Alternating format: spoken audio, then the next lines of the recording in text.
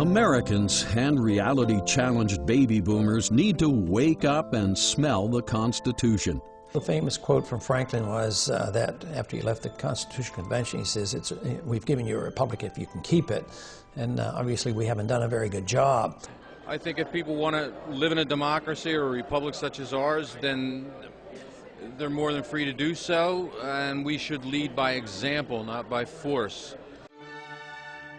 Citizens need to get familiar with the original intent of the founders and realize that the forces of cultural Marxism have been raping and pillaging the United States for decades.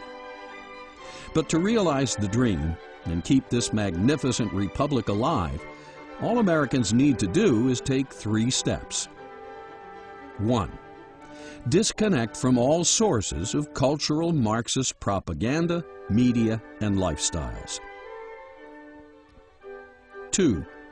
Don't patronize the largest Fed member banks and fascist multinational corporations. 3. Connect up with the original intent of the founders and get active applying the U.S. Constitution. Americans and history-challenged baby boomers should understand what it means to be a self-governing nation. They need to understand the Constitution from a philosophical point of view, not just a mechanical point of view.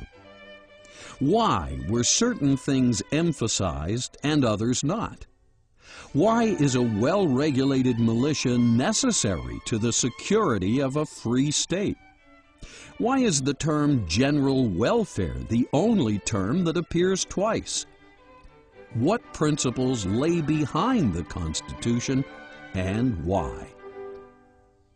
If citizens better understood these things, they would be able to go about their lives with a greater appreciation of the rare opportunity they have been given to live in the American experiment.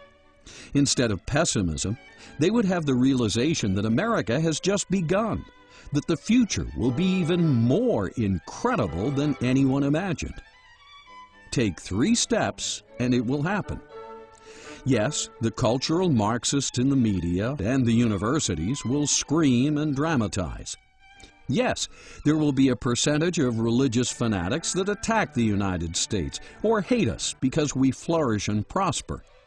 And yes, there will always be secular robots and iconoclasts that hate traditional values and deny America was populated by Christians or influenced by biblical principles. But the founders somehow knew all this, for they had studied thousands of years of history and countless failed civilizations. From these lessons, they built the Constitution of the United States, and this document has succeeded as no other. The blueprint for the longest-standing republic in history is in your hands. Eventually, even the cultural Marxists, the corporate fascists, the Islamic terrorists, and our current special interest-dominated Congress will see the light and become part of the general welfare. In the meantime, don't give liberty-challenged members of society the power to enslave us all, just because a relative few have so little faith in the original intent of the founders and the United States Constitution.